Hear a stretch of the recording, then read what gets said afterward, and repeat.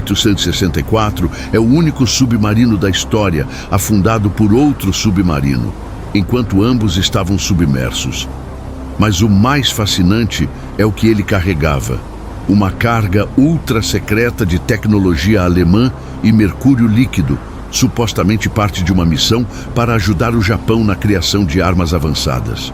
Ele foi descoberto em 2003, com toneladas de mercúrio ainda a bordo, tornando-se também um problema ambiental até hoje. O ano é 1945. O Terceiro Reich está ruindo. Berlim arde sob bombas e a Europa se liberta das sombras da tirania. Mas, enquanto as últimas batalhas são travadas em terra firme, um submarino alemão corta silenciosamente as águas geladas da Noruega. Seu nome é U-864.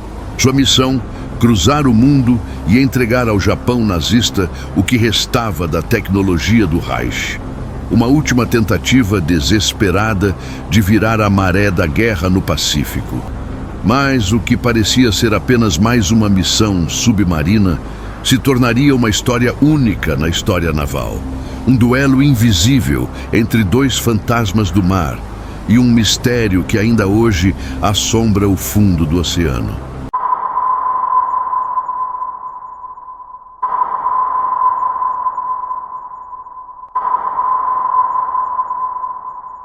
O U-864 foi um submarino da classe Type 9, lançado em 1943 e designado para uma missão tão secreta que poucos dentro da própria Kriegsmarine conheciam os detalhes. O comando era de Ralph Reimar Wolfram, experiente, disciplinado e leal ao regime. Sua missão era conhecida como Operação Caesar.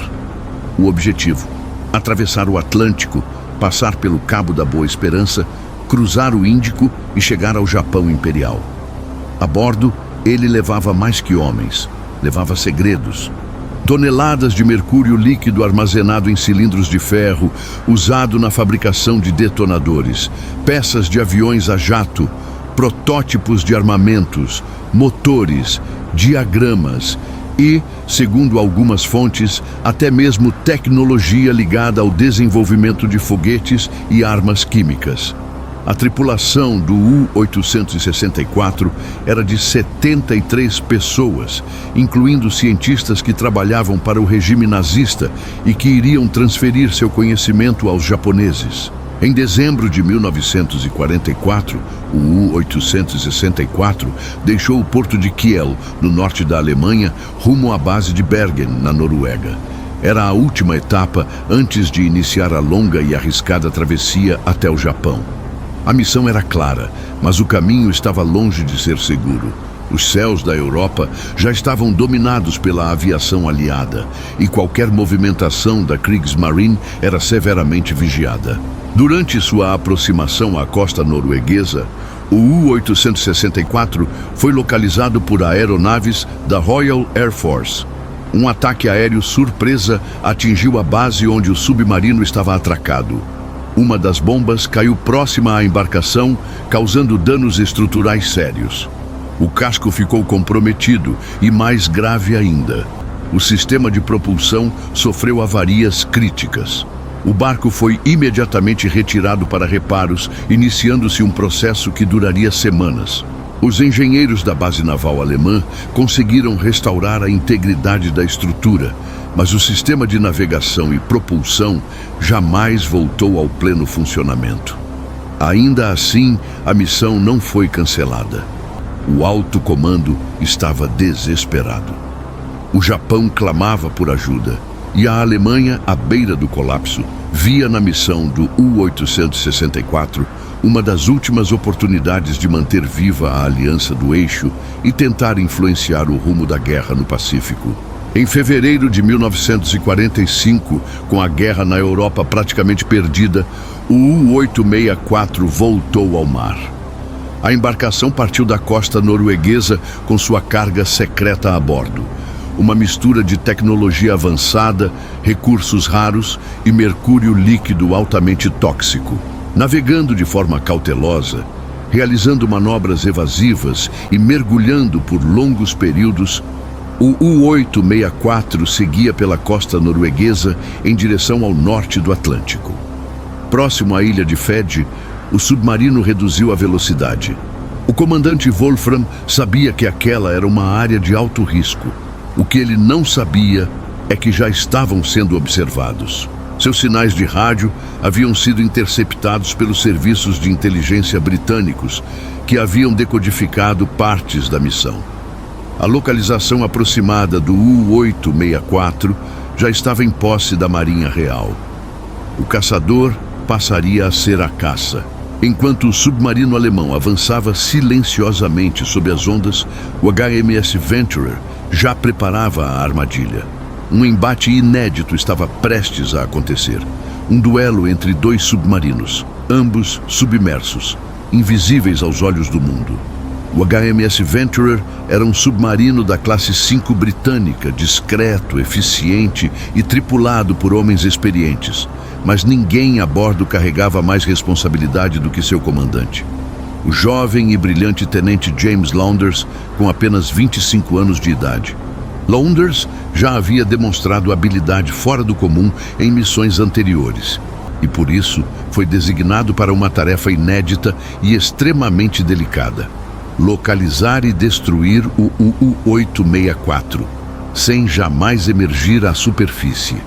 Era uma missão de caça silenciosa, onde um único erro significaria a morte de toda a tripulação.